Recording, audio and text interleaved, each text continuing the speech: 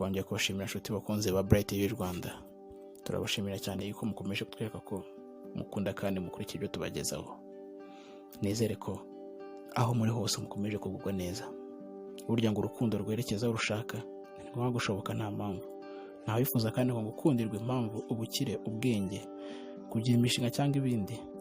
Muri make ngo urukundo rugira ibisobanuro s'urukundo nyarukundo. Ibi si amategeko yashyizweho yo gukurikizwa n'abakunda, ahubwo n'imigirire ya muntu yasanganywe kuva hano hambere.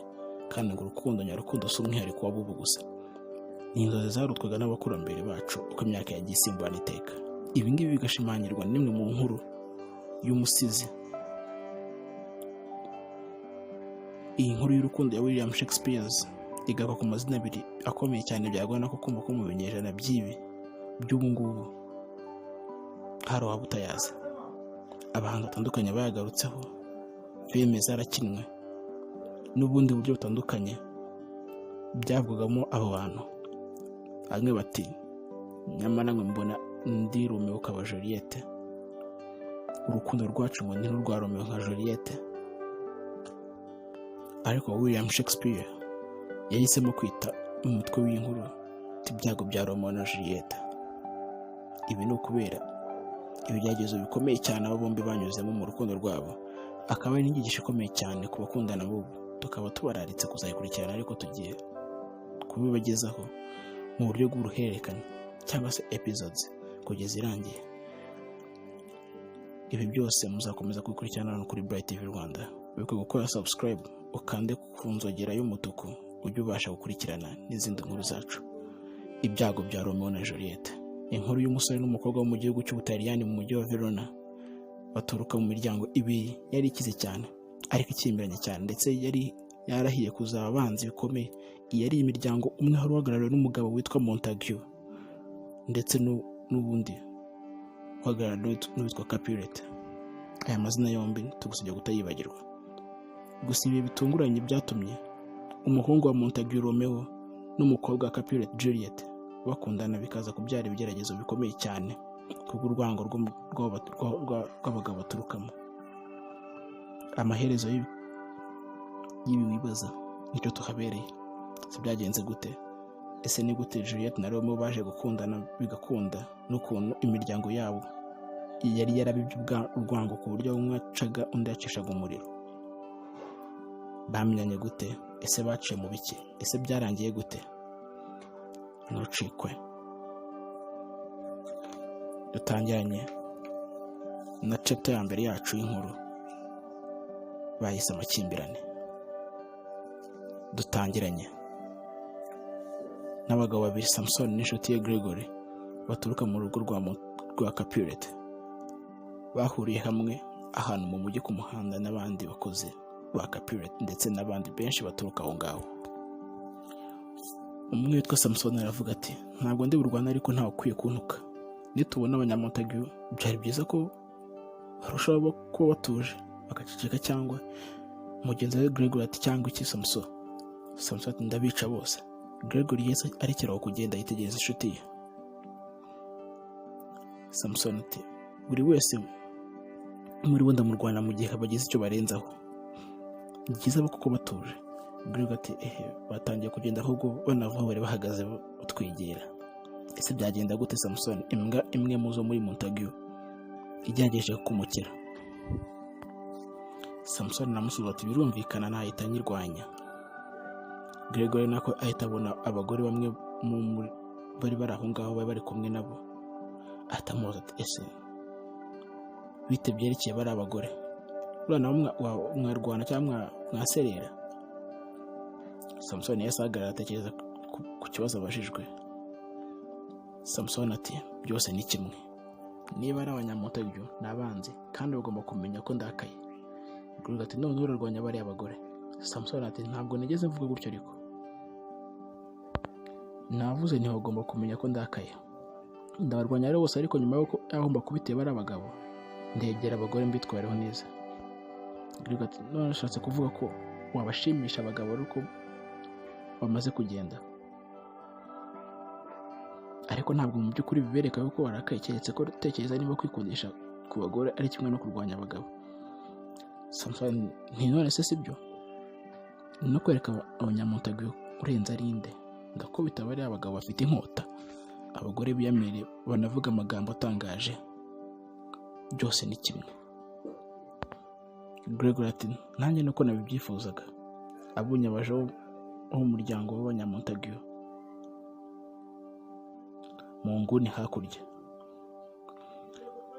ati dore baraje, ubu ushobora kumwenyura ukabereka nibura ko unabishimiyemo gakeya nubwo aribyo kwirurutsa. Samson arabareba aravuga nta kintu cyiza natekereza cyo kubabwira. Abagabo babiri batangiye kuza basanga Samson na Gregory babareba nabi cyane, byasaga nkaho ari ikintu kibi bari gupanga cyangwa bari gutekereza kuri Samson na Gregory.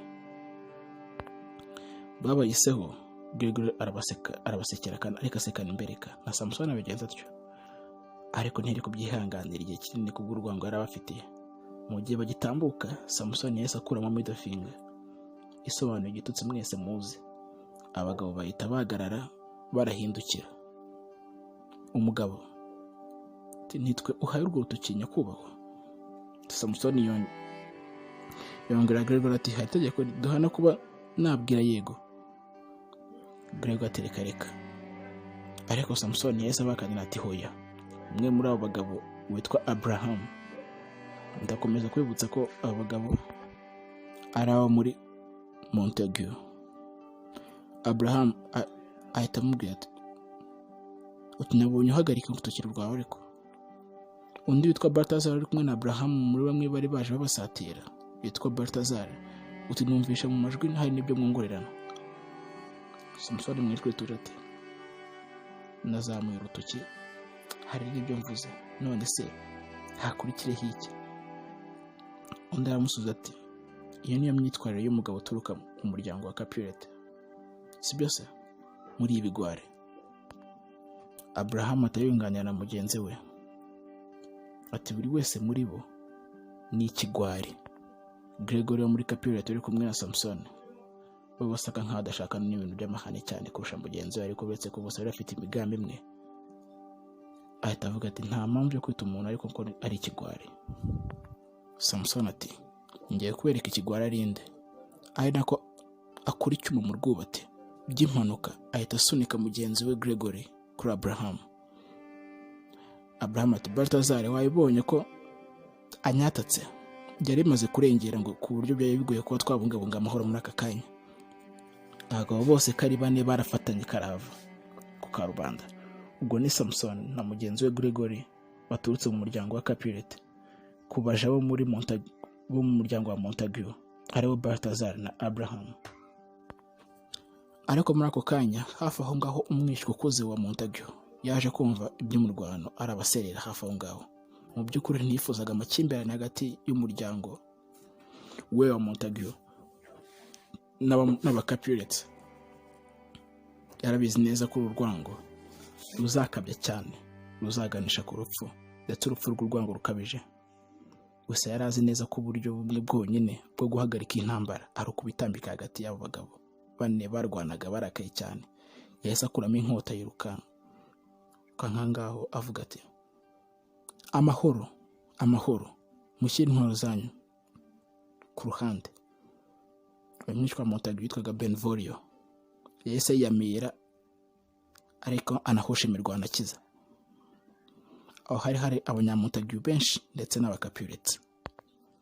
Uko umwishwa wa Capulet yakizaga ntawogamiye, hahise haza umunyakapulet witwa Tybert, ahita agana imbere anakakuramo inkota. Uwo Tybert nawe yari umwishywa wa Capulet, yari umwirasi cyane. Ku myaka ya 30 yari umwirasi cyane bikabije, ariko ari na munyenkota uhambaye cyane mu gace ka Verona. Benvolio ati Tybert shyira inkota yawe hasi nawe, ndi kugerageza kubungabunga amahoro, ndagusabye mfasha. Tybert amahoro, uhagaze hano n'inkota yawe mu ntoki none uravuga amahoro? Ariko nisekeje. Benvolio yari afite igihe gito cyo kwisobanura ndetse no kwihagararaho mbere y'uko Tybert akora icyamuzinduye. Ubwo ni nako ikivunge cy'abantu cyogezaga aho ngaho uti mwice abanyakapulet, abandi mwica abanyamontague, abandi ati mwice bose, mwicane umarane twirebere filime y'ubuntu. Bakomeje guteza imvururu ndetse banaserera. Ako kanya ikivunge cy'abantu cyahise kiza, haza amafarashi menshi y'abasirikare. Ubwo ni Escarus, igikomangoma cya Verona cyari cyasesekaye. Abasirikare bahita bazenguruka Tybalt na Benvolio. Mbibutse uyu Tybalt yari umwishywa wa Capulet, ndetse uyu Benvolio ari umwishywa wa Montague. Indorerezi zari zari aho ngaho zahise ziruka zose zirahunga byihuse, zikwira imishwaro. Ari nako Prince cyangwa igikomangoma Escarus ategeka, abwira Benvolio na Tybalt uti mushyire intwaro zanyu hasi none hanye bivuga. Utabari nyuma y'ibi ngibi bari hehe? Ndavuga abasaza babiri, Capulet na Montague. Yategetse abakozi be ndetse n'abasirikare gushakisha imihana yose kugeza babonye. Uti wowe Montague nawe Capulet, umugari hano imbere yanjye. Abagabo babiri bahise bahagera, barahagarara. Igikomangoma ati muri abayobozi b'uyu mujyi, ese mwumva mutekereza iki? Ese kugira ngo muhugire mu kwigisha abantu kuba abantu yubashye ndetse b'abasirimu, mubahatiriza kwiganza mu makimbirane yanyu afite ishingiro. Uti nihangane ibi ngibi igihe kirekire kuva kera. Yahise akuramo inkota. Igikomangoma ati amakimbirane yanyu niyongera kubangamira rubanda ukundi, mwebwe babiri ibi muzabyishyura ubuzima bwanyu, murabyumva? Bahise bekiriza basongoza umutwe ati yego. Igihe abanyamontague basubiye iwabo, umugore wa Montague avugisha Benvolio, umwishywa w'umugabo we Montague. Umugore wa Montague ati umwana wanjye Romeo ntihari muri mirwano sibyo? Harubwo yari ahari? Benvolio ati hoya. Umugore wa Montague none se Romeo ariko atarari kumwe nawe ari hehe? Benvolio ati mabuja ubwo mureka kumubona ahagaze ku rukuta rwo muri jardin arakaye cyane, sinongeye kumubona. Umugore wa Montague disi n'agahinda ati Romeo wanjye, uti none se wabuze impamvu? Benvolio ati hoya madamu, nagiye musanganira ariko ahita mpunga. Umugore wa Montague yarakomeje agira ati nanjye namubonye mu busitani areba ababaye cyane, mubajije icyo yabaye ari nakatuza, aratuza aranyihorera. Uko bagendaga bagana mu rugo hahise hatunguka umusore ngo hafi muto muto. Benvolio ati yiyamira ati dore Romeo madamu, ese namuvugisha? Tinda kwinginze bikore, wenda we yakumva. Yahise amujya akomezanya n'umugabo we Benvolio, asigarana na mubyara we Romeo. Benvolio byasaga nkaho yatuje, ntacyo afite cyo kuvuga. Mwibuka ko ari umwishywa wa Montague Benvolio, ubwo ni mubyara w'umwana wabo Romeo. Benvolio ati waramutse mubyara wanjye. Romeo ati ubwo se biracyari mu gitondo? Benvolio ati haracyari mu gitondo, amasaha mabise wageze ngo ntagenda gake gake. Ese none kuki amasaha abaye maremare? Romeo ati shana nanjye ko bisa kose ko ndikiyumva ntacyo mfite cyo kuyagira maremare pe. Benvolio amwenyura amatebye ati uravuga iby'urukundo tu, anasekamo. Ushobora kuba uri mu rukundo niba ari ibyo ngibyo.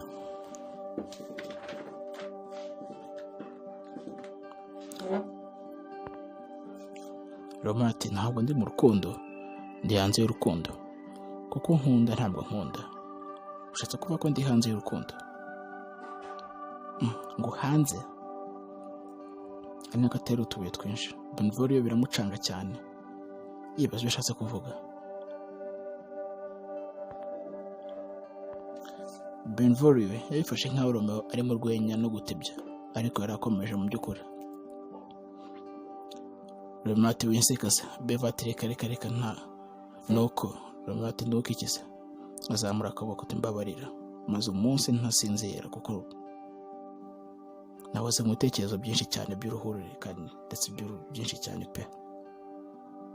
Yahise abona mu maso harimo igikomere kwa mubyara we. Ubwo ni Romeo yabonaga Benvolio. Romeo ati sinigeze mbona ko ufite igikomere ku isura yawe. Benva ati nta bikaze, ni za ntambara zisanzwe n'aba Capulet. Romeo ati nakabaye ndi kumwe nawe. Byari gushoboka ko ntacyo nari gufasha, ariko wenda umwe mu banyakapulet tuza kurwana bikaza kuvamo ububabare bwinshi cyangwa se kwasiga ubuzima, byari kuruta ububabare none ndi mu ngubu kubw'urukundo. Byasaga nkaho Romeo ari kuvugishwa n'agahinda. Benva ati ntabwo uri serious Romeo. Njye ntabwo kubona gutya Romeo, nguranya urabyanga. Yiyamiye ati none wanga kumbona ndi mu rukundo, ubwo noneho nawe uranyanga wanga kumbona nkunda. Ariko nanyeganyeza mu byarawe, noneho wumva ko kumbona mu rwango atari urukundo. Ibyo ngibyo aribyo byaba ari byiza. Romeo yakomeje agira ati abanyamontagues muranyica cyane rwose kabisa, dukunda urwango, intambara no kwica. Byaba gukunda urwango cyangwa se gukunda urukundo ntacyo bivuze kuri mwe, byose ni ibyumviro bimwe kandi twese byaduhitana. Benva ntiyishimiye na gato ibyo Romeo yavuze n'ukuntu yari yashyize ubuzima bwe mu kaga bihagije kugira ngo ahoshe imirwano. Gusa yari azi neza yuko ibyo Romeo ari kuvuga ari byo.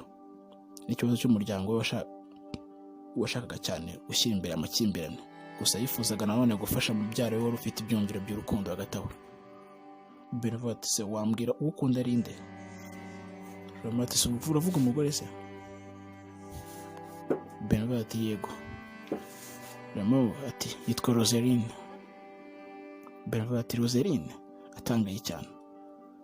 Ibintu biraza gukunda kuko uri joro araza kuba ari mu kirori mu rugo rw'abanyakapulet. Romeo ati urugo rwa Capulet? Umwanzi wa data? Sinakwinjira mu nzu ya Capulet, baraza guhita banyica nubwo nta kizaba kinababaje cyane aho ibintu bigeze. Benva ati Romeo, hari inshuti yacu yitwa Mercutio yatumiwe, turaza kujyana nayo twambitse mask, ntawe uza kutumenya abo turi bo. Romeo areba hejuru yishimye ariko anasekamo. Romeo ati none ubu ngubu nizere ko ntakitegura gupfa ubu ngubu. Byari by'agaciro kubona Benva yo kubona umwishywa we nibura gake yishimyemo. Benva ati gusa icyo nakubwira haraza kuba hari abakobwa benshi kandi beza cyane, uraza kwibagirwa Roseline ndakubwiza ukuri. Romeo ati oh Benva, nta mukobwa n'umwe mwiza kurusha Roseline ubaho kwinose, ntabwo nzifuza undi wundi bibaho. Benva ati nakubwira ikizere ibyo ushaka, gusa njye ndabizi neza ko ariko biza kugenda. Tugaruke mu rugo rwa Capulet. Capulet aho yari yicaye ari kunywa amazi mu ntebe yiwe ati nimwitegure ikirori. Ati ubu ngubu noneho nanjye nishimiye ko Montague akurikira amabwiriza, nkanjye twese tugomba kuzapfa mu gihe tuhungabanyije amahoro. Ariko ibyo yavugaga ariko ari kumwe n'umuntu we wa hafi cyane, inshuti ikomeye ye, ariko anamuseka cyane ati guhungabanya amahoro birasekeje kabisa. Se kubera iki? Capulet kubera ko buri wese muri twe arakuze ku buryo tugomba kumenya yuko amahoro agomba guhungabungwa, ahubwo bashaje nkatwe bagomba kuguma kure y'intambara. Undi ati ibi nibyo nyakubahwa, ariko se byerekeye uriya muvandimwe wawe muto, urabizi ko mu gihe bariya abanyamontague batajya batekereza kabiri ku cyo bagomba gukorera? Capulet ati yego, abatoya batekereza mu mitima yabo atari imitwe yabo, ariko ndabizi bazanyumvira. Uwo nguwo wari uri kumwe na Capulet yitwaga Paris